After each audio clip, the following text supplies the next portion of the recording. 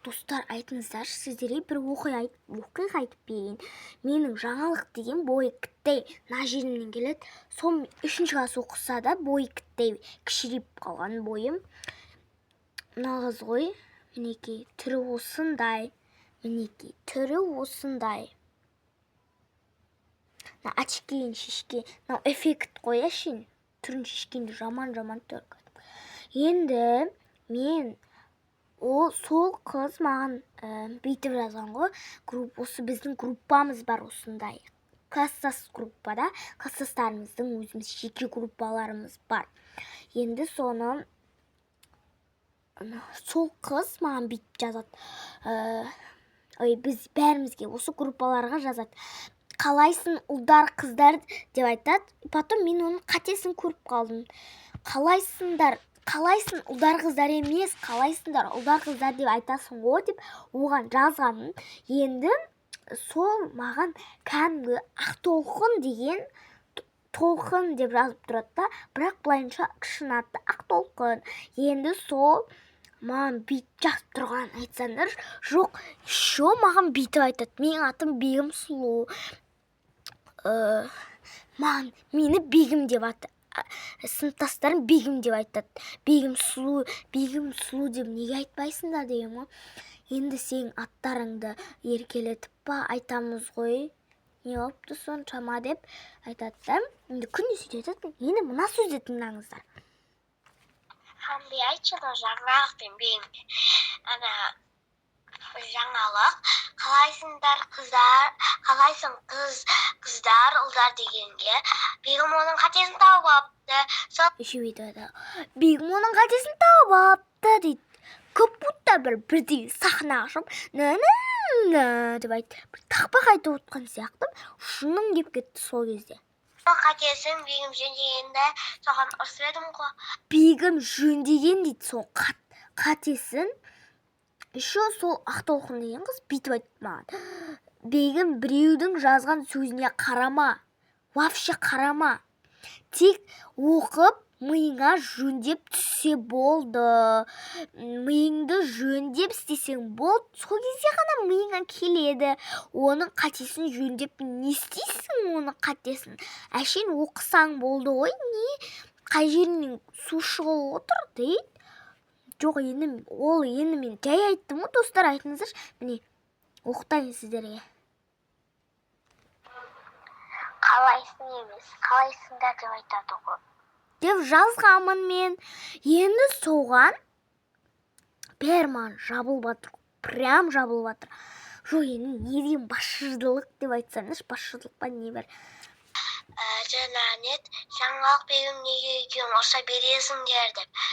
Сосын Бегім біреудің жазған сөзіне тек түсініп оқу керек қой, болды. Түсінгенін ғана түсінеді, түсінбесе түсінбейді. Жоқ, енді қатесін тауып несі бар екен дейді да, былай тынышталып қалады. Нақты история осылай дейді ғой, шу, қарасаңдаршы. Болды. Қатесінде не бар екенін білмеймін. Екеуі сөйтіп ұрсып отыр Хамби. Нақты история осылай. Міне, нақты история осылай дейді. Жоқ, басшылық. Еще жаңалық маған бүйтіп айтады. Қайда еді? Нұршат көріндесе сахнада. Ақтоқын, әйтеуір не жазып жатыр деймін. Бегім кен қосып тұрған. Еще Бегім кен осылай ұрсып отқан дейді. Жоқ, мен айтсам, өзіңіз көрдіңіздер, бағана мен сөзімді оқыттым. Жай айттым, жаймен айтып тұрмын. Бір екілетіп тұрған сияқты айтып тұрмын. Жоқ, енді одан несі бар екен? Мен еще оларға жаймен айтып тұрмын. Олар маған бақырады екен. Неге? Мен не бақырам онда? Нұршат, нешінші орын алдың? Дей береді дейсің ғой. Нұршат, нешінші орын алдың? 5 қойып берсей. Қара, қазір жаң Ақтолқын. Ақтоқын, әйтеуір. Ой, қайда еді? Ақтоған өзі ұшы пісіп жүреді, қатесін тауып жүреді, өзі әдейі ұрыс бастап тұрған ғой. Сол ұшы пісіп тұрған, короче.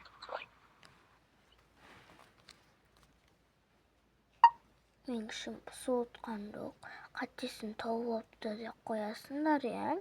Жоқ, мен еще бегім біреудің жазған сөзіне қарамады, оқып түсінсем болды ғой дейді. Жоқ, енді мен сен өздерің оқып тұрсыңдар ғой, мен жаймен ғана айттым.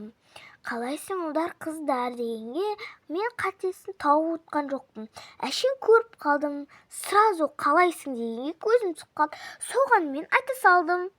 Енді жоқ, өздерің түсінсеңдер сынақты қылып.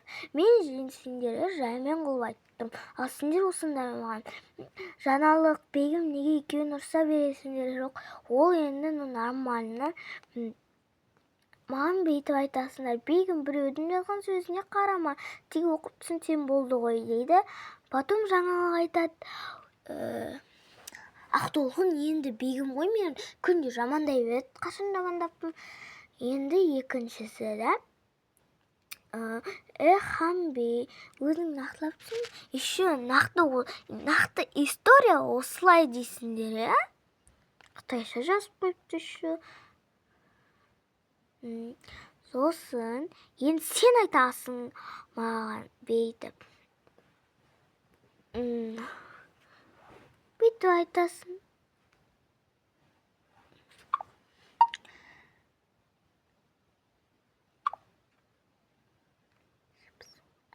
Өздеріңіз көрдіңіздер, иә? Тәтір. Құжат нешінші орын алдың? Не жазып жатыр деймін? Ақтоған өзі ұшы пісіп жүреді, қатесін тауып жүреді, өзі әдейі ұрыс бастап тұрған ғой. Сол ұшы пісіп тұрған, короче. Ал жаңалық, сен өзің сөзің түсінші. Ақтолқын енді мені бегім жамандай береді ғой дейсің. Бірақ сен қашан жамандаппын? Қазір группада не істеп отыр? Қазір ма, кеше ма, білмеймін. Қашан жазсаңыздар, мен айтай беремін. Енді ғана оқып отырмын осы сөздерді. Жоқ, енді ішіп пісіп жазу отырған ғой дейсің, Ханби. Мен өйтіп отқан жоқпын. Ал қазір не істеп отырсың? Ішіп пысқан ғой, бір бәле, шүр бәле. Ол мазақтауға жатады. Қазір до конца оқимын осы сөзіңді. Мен осы сөздеріңді мен апайға жібергенмін. Мен бағана жаңалықтың өзіне жазғанмын. Жаңалық, неге группада өтірікті соғып отырсың деп, бірдеңе деп жазғанмын.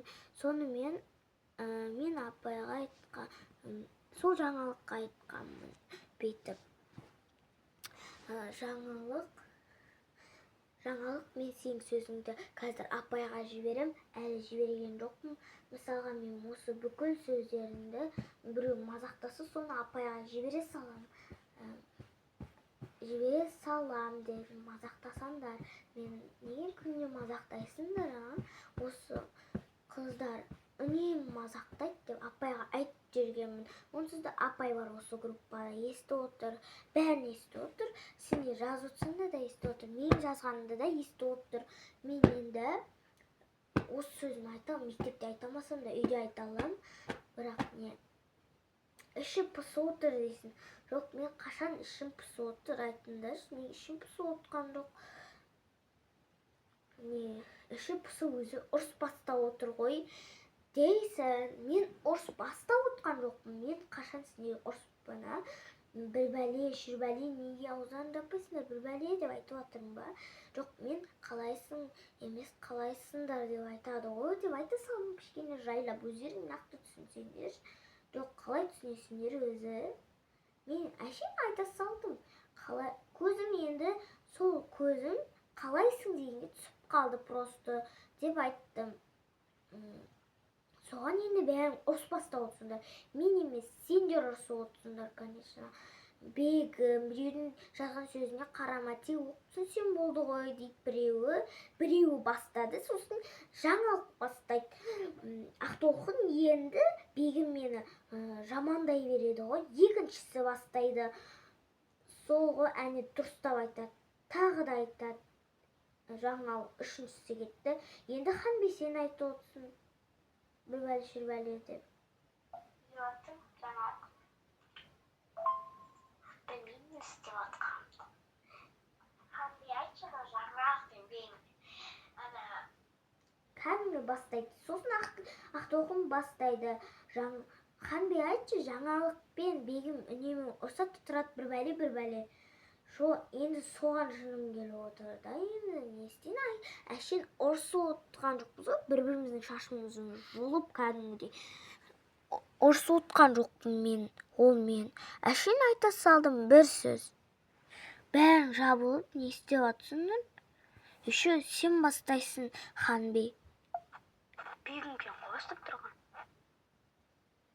Ақтоқым, әйтеуір не жазып жатыр деймін. Ақтоқым өзі ұршып-пысып ше, қатесін тауып ше, өзі әдейі ұрыс бастап тұрған ғой. Сол ұршып.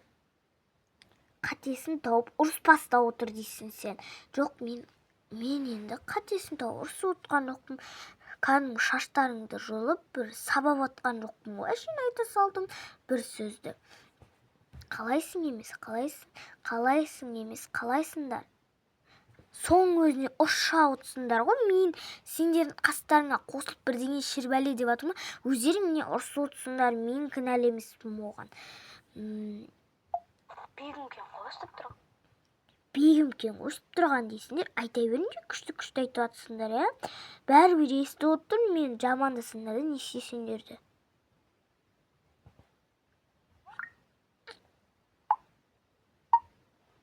Жоқ, Ақтоқым, мен саған естеппін да. Өзімен айта салдым әшейін. Айта салдым деп мың рет айттық қой уже. Қашан түсінесіңдер? Апайға бекер жіберіп қойыппын осы сөздерімді. Онсыз да апай да бар екен осы группада.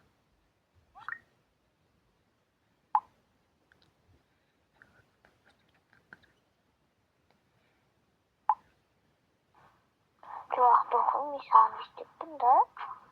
Өзіміз айта салдым әшейін. Айта салдым деп мың рет айттық қой уже. Қашан түсінесіңдер? Ханби, саған мен естеппін, айтшы. Сен не шаруаң бар? Мен тек қана жаңалық қана жауап береді деп айттым. Бәрін жабылып атсыңдар, прям жаңалық айтты енді. Жаңалық айтқаннан кейін болды ғой, енді не істеймін мен?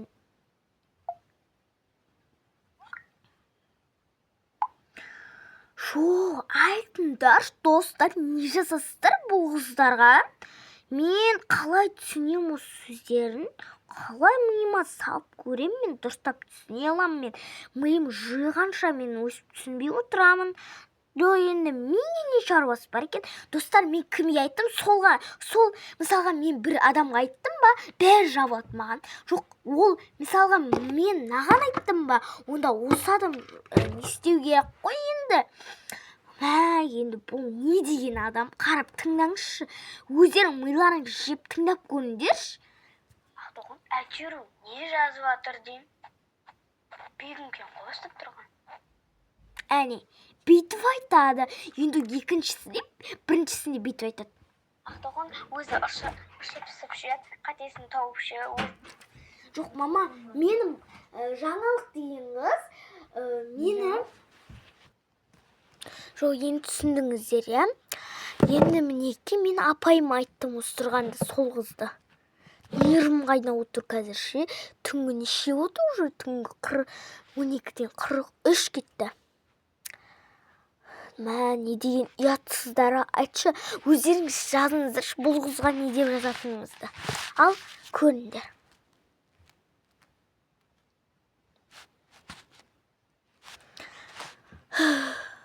Түсініңіздер енді.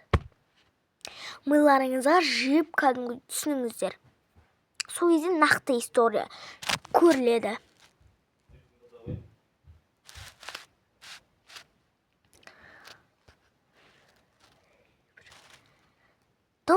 Бір миы жемейтін адамдар ғой, достар. Жағыңыздаршы, не деп жатасыздар бұл қыздарға? Өзім көргізем.